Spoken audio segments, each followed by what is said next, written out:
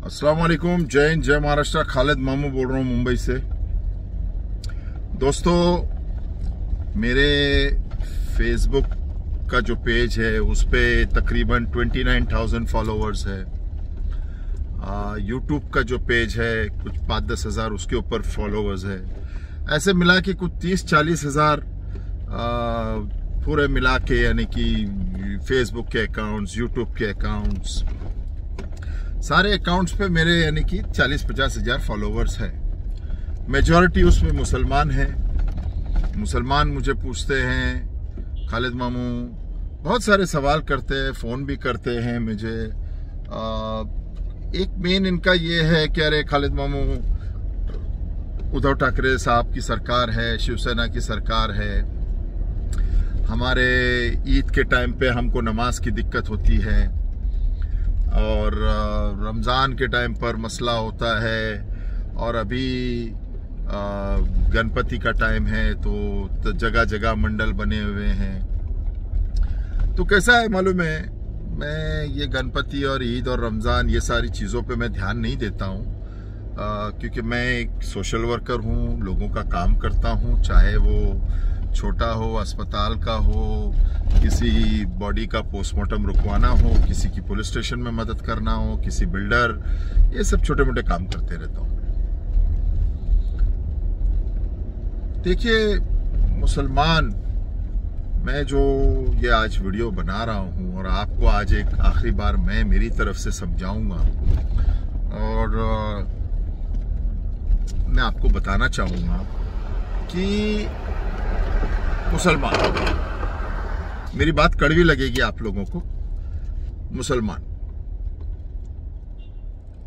क्या, मुसलमान की औकात हिंदुस्तान में, मुसलमान की औकात क्या है हिंदुस्तान में, ये मैं आपसे सवाल करता हूं। आप खुद सोचिए। पहली बात तो ये, जहां गणपति का सवाल है, मैं इसके ऊपर आपको बताऊं कि हर चीज एक सिस्टम से होता है। एक सिस्टम बना हुआ है एक चीज का। मुसलमान लीडर्स, मुसलमान पब्लिक आवाम, चलो पब्लिक आवाम तो बेचारी कुछ बोलिए ज्यादा जानती नहीं है, लेकिन हमारे जो मुस्लिम लीडर्स है, ये उनका काम होता है।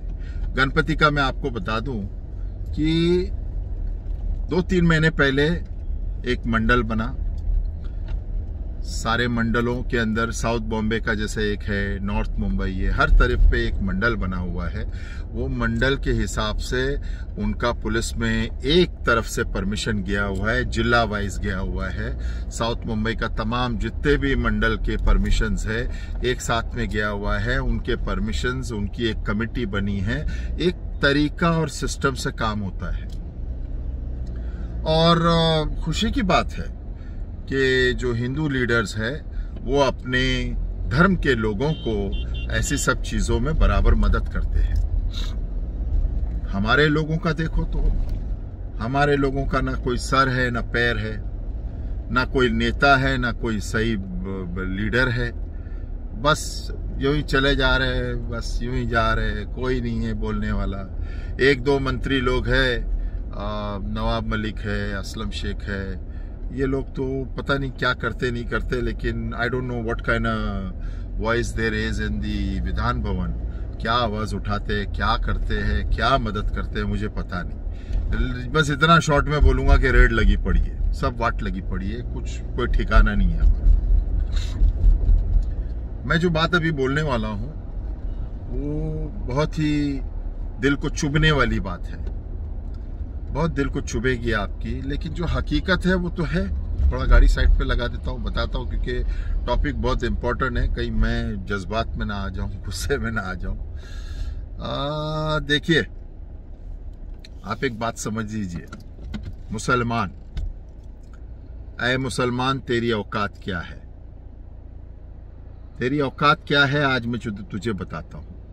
भारत के मुसलमान सिर्फ मुंबई, भिंडी बाजार, घोवंडी, डोंगरी, घोवंडी, भिवंडी और मुमरा में इनकी मुसलमान की बात कर, पूरे ओवरऑल मुसलमान की औकात की बात कर रहा हूं हिंदुस्तान में। मुसलमान की औकात क्या है, कितने आईपीएस ऑफिसर है हमारे इसमें, हमारे मुस्लिम कम्युनिटी के अंदर आईपीएस ऑफिसर छोड़ो, पार्लियामेंट में तुम्हारी क्या औकात है तुमको मालूम है? कभी तुमने सोचा है कि हमारी क्या मान्यता है, क्या औकात है, हमारी क्या स्टैंडिंग है पार्लियामेंट में?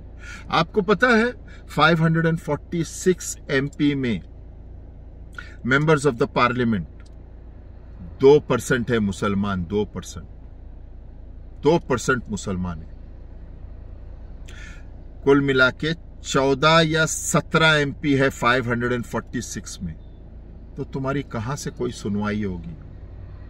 पुलिस डिपार्टमेंट में, महाराष्ट्र पुलिस ले लो आप, मैं महाराष्ट्र का रहने वाला हूं, महाराष्ट्रियन हूं, तो मैं महाराष्ट्र की बात करता हूं। महाराष्ट्र में पुलिस डिपार्टमेंट में कितने मुसलमान हैं?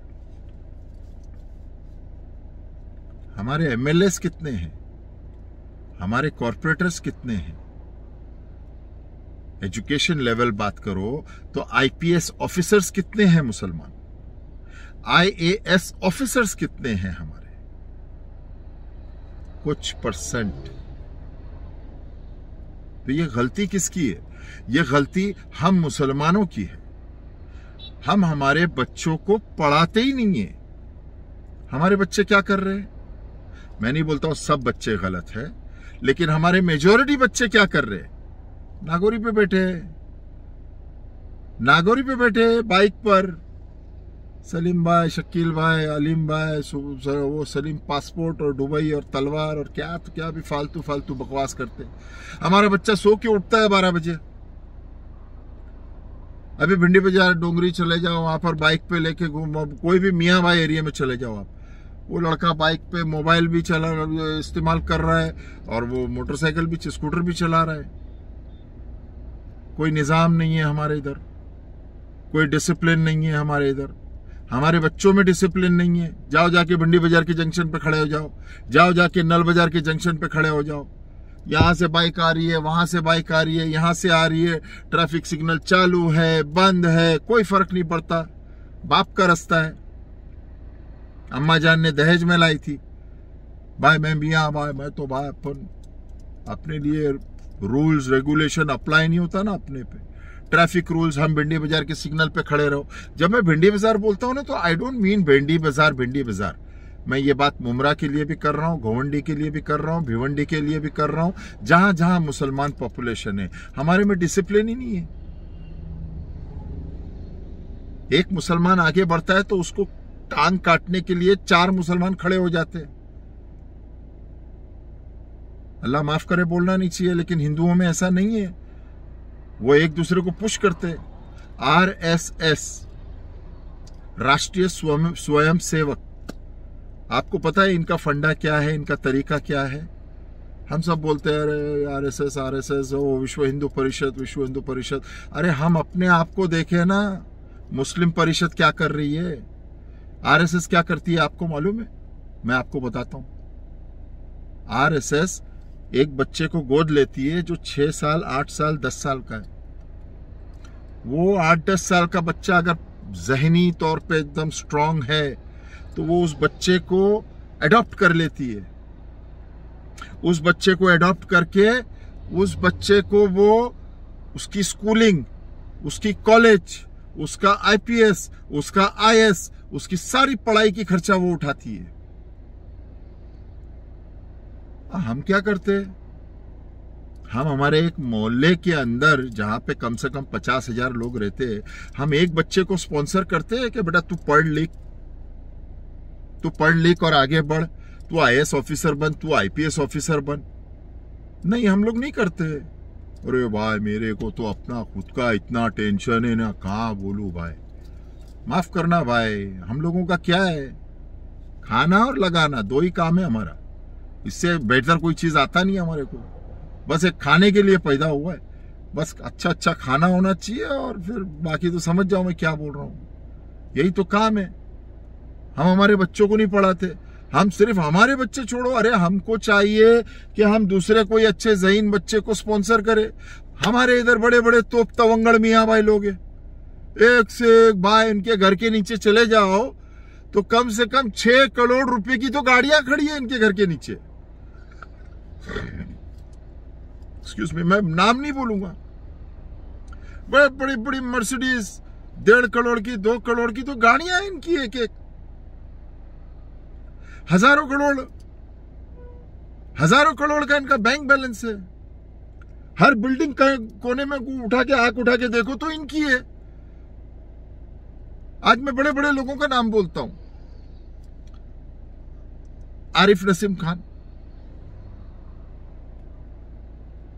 छोड़ो यार, मैं नाम नहीं बोलता किसी का, सबकी लग जाएगी क्योंकि सब मेरे जानने वाले हैं।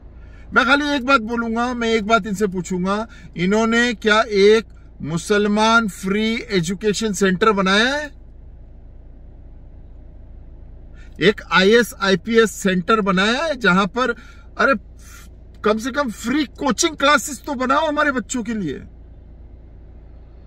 हमारे कम्युनिटी में बड़े बड़े भाई लोग हैं, नाम नहीं बोलूंगा, वो लोग बड़े बड़े भाई लोग हैं, हजारों करोड़ है उनके पास, बड़े बड़े भाई लोग, डॉन लोग। एक फ्री मुंबई के अंदर एक फ्री कॉलेज या एक फ्री हॉस्पिटल बनाए क्या इन लोगों ने? मैं मेरे धर्म के लोगों को नीचा दिखाना और दूसरों को ऊंचा दिखाना, मेरे को फर्क नहीं पड़ता कौन से धर्म का और कौन बड़ा है, मैं देखता नहीं, गिनता नहीं। लेकिन मेरा बोलने का मतलब यह है कि दूसरे धर्म के लोगों को देखो। For example Bala Saheb Thackeray institute है सेंचुरी बाजार के इधर, IAS IPS की पढ़ाई करता है। वहां पे क्या जबरदस्त एजुकेशन होती है। हर साल 20 से 25 बच्चे वहां से जो है IAS IPS ऑफिसर बन के निकलते हैं। छगन भुजबल वो कभी अंदर रहते, कभी बाहर रहते, कभी निर्दोष साबित होते, कभी निकल जाते, कभी क्या होता, कभी जो भी है। मैं पर्सनली जानता हूं और मेरी 10 बार भुजबल साहब ने मदद की है, मैं उनकी बुराई नहीं कर रहा हूं। मगर वो आदमी दुनिया की नजरों में कोई बोलता है गलत है, कोई बोलता है अच्छा है, कोई बोलता है बुरा है। मैं तो जानता हूं मेरे लिए पर्सनली, खालिद मामू के लिए वो आदमी कभी भी मदद किया है मेरी, किसी निर्दोष की मदद करने में। वो साहब ने, छगन भुजबल साहब ने नासिक में एक बहुत बड़ा एजुकेशन, नासिक का एजुकेशन सिटी बनाए, बहुत बड़ा। शरद पवार जी, पवार साहब हमारे, कितना बड़ा एजुकेशन सेंटर बनाया हुआ है। हर धर्म के लोगों ने कुछ ना कुछ अपने, हमारे धर्म के लोगों ने क्या किए सिवाय अपने कौम के तवे पे अपनी रोटी सेकने के अलावा? हजारों करोड़ बनाए। भिंडी बाजार चले जाओ, एक साबू सिद्दीक हॉस्पिटल है, छोटा सा हॉस्पिटल है, क्या काटम कुटी। वो बेचारे वहां पर एक डॉक्टर हमारे बैठते, दोस्त है बेचारे, ज़ईफ इंसान है, थोड़ा बहुत डिस्काउंट 10-5% कर देते। लेकिन वहां पे क्या ऑपरेशन करो तो पैसा खर्चा होता है, यानी कि लाखों रुपए में मिल जाता है। 2-5 हजार वो डिस्काउंट कर देते, उससे कुछ फर्क नहीं पड़ता है। अरे हमारे कम्युनिटी के जो इतने बड़े बड़े तोप तवंगड़ लीडर लोग बैठे, वो एक फ्री एजुकेशन सेंटर क्यों नहीं बनाते? मैं बाहर की बात नहीं करता हूं, मुंबई की बात करता हूं। मुंबई क्यों नहीं बनाते?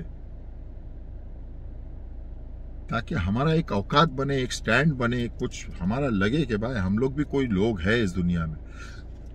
राबिया करके एक लड़की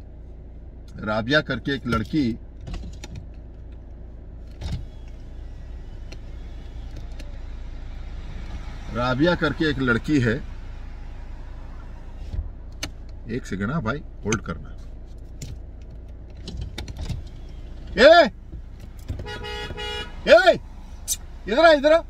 इधर अबे लौड़ू, इधर आ बे छूतिए। ये देखो हमारे कौम का एक लड़का एक बुरखे वाले को लेकर कैसा गले लग के मरीन ड्राइव पे बैठा है। ए इधर दूर रहे, कैमरे में मत। क्या कर रहा है तू? कुछ नहीं सर। अबे भोसड़ी के क्या कर रहा है गांडू? कुछ नहीं कर रहा हूँ गांडू, गले मिल रहे हैं बुरखा पिना के उसको बीच रास्ते पे। एंगेजमेंट हुआ है। अबे एंगेजमेंट में हुआ है तो होटल में लेके जाना। हमारे कौम की माँ बहन क्यों निकाल रहा है तू इधर? कोई देखेगा तो क्या बोलेगा? वो देखो बुरखे वाली गले लग रही है रास्ते पे। चूतिया, एंगेजमेंट हुआ है। सॉरी क्या लेके जा? चूतिया, बुरखा पिना के रास्ते पे। अभी इधर तू जमा हो जाएगा ना, उधर पुलिस स्टेशन में तो आंधे हो जाएगा। क्या नाम है तेरा? बुर्खा पिना के नहीं कर ये सब, समझ रहे? कोई हमारे कौम की लड़की को देखेगा बोले ओ देखो बुर्खा पहन के रास्ते पे गले मिल रहा है, गांडू एंगेजमेंट हो गया तो होटल में लेके जा ना, घर पे लेके जा, चुतिया लेके जा उसको इधर से। बुर्खा पिना के इज्जत बहुत निकाल रहा है रास्ते पे। हम भी वही बोलने वाले थे तो आप ही ने वो उसे टोका। चलो चूतिए बच्चे क्या करेंगे। तो ये देखो ये हाल है हमारा। अभी मैं कैमरा उधर घुमाया नहीं, किसी की इज्जत है, वो लड़की किसी की वो है, समझा ना, इज्जत है। तो ये तो हाल है हमारे, ये तो हाल है हमारे। मैं मरीन ड्राइव पे इधर खड़ा हूँ, बुर्खा पहनाया हुआ है लड़की को, बड़ी इज्जतदार, और उसको गले लटके। जब से मैं बात कर रहा हूँ, देख रहा हूँ, बात करते करते गले लगे, छोड़ ही नहीं रहे, जैसे कि साला बेहोश हो गई है और उसको पकड़ रहे। कमाल है यार। एनीवेज, तो मेरे भाइयों, मैं आपसे गुजारिश करूंगा कि आप जो है अपने इलाकों में, दुनिया गई तेल लेने, छोड़ो यार, कोई कौम के बड़े लीडर पे कोई भरोसा मत रखो।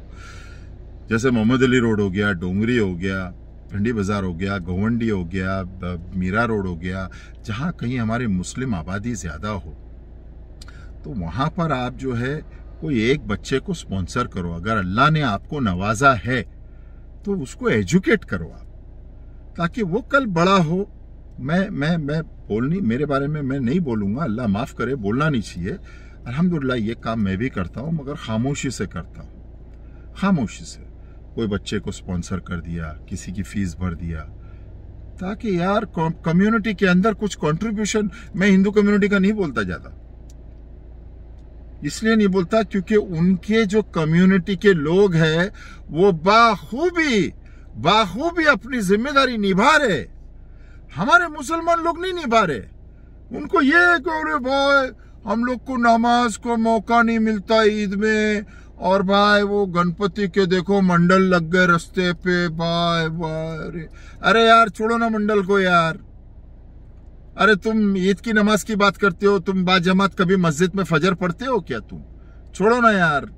तुम एक बच्चे को एजुकेशन दो, उसको कुछ लायक बनाओ, ताकि हमारे कम्युनिटी में वो हमारे कम्युनिटी का नाम आगे करे। कुछ करो ना ऐसा। एनीवेज, तो ये सब कहना था।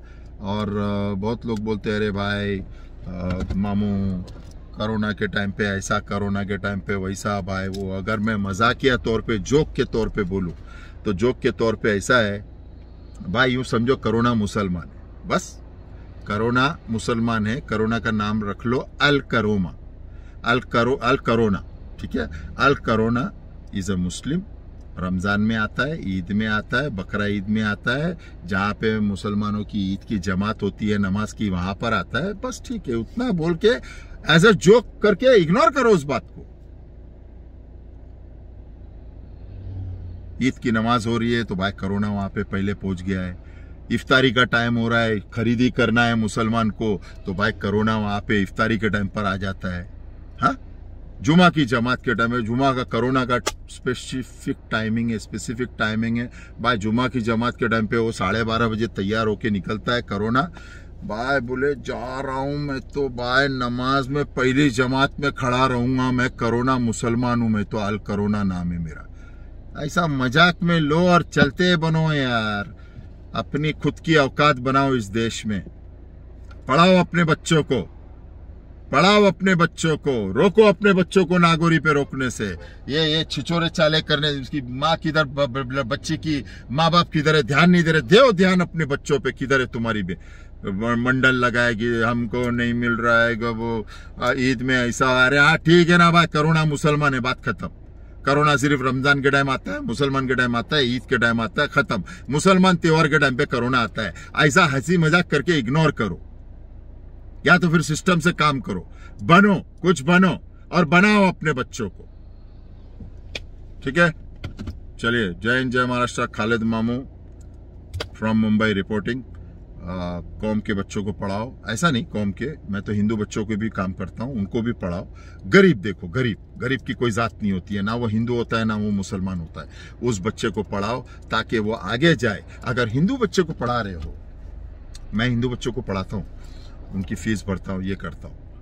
वो जो बच्चे हैं जिनको मैं एजुकेट करता हूँ, उनकी फीस भरता हूँ, वो बच्चे जब बड़े होंगे ना, वकील बन गए, पुलिस बन गए, अच्छे बड़े बिजनेसमैन बन गए, कुछ भी बन गए, अल्लाह ने चाहा, अल्लाह बच्चों को अच्छा रखे। जब वो अच्छा बन जाए तो फिर वो बोलेंगे, कोई बोलेगा ना अरे मुसलमान ये वो ऐसा वैसा, पाकिस्तान चले जाओ। ये टपोरी लोग आजकल जो निकले हैं मार्केट में बहुत सारे, वो जो जय श्री राम का नारा लगा के बेवकूफ़ी करते हैं रास्ते पर, ऐसे लोगों को हमारे बच्चे, जो हिंदू बच्चों को मैं पढ़ाता हूँ, वो बोलेंगे ए चल बे चल।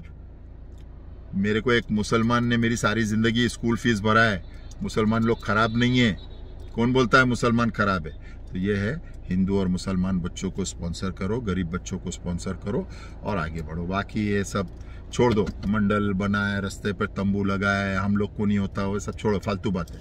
ठीक है, जय हिंद, जय महाराष्ट्र। खालिद मामू, अस्सलाम वालेकुम रहमतुल्लाहि व बरकातहू। Rock bye talk from Mumbai.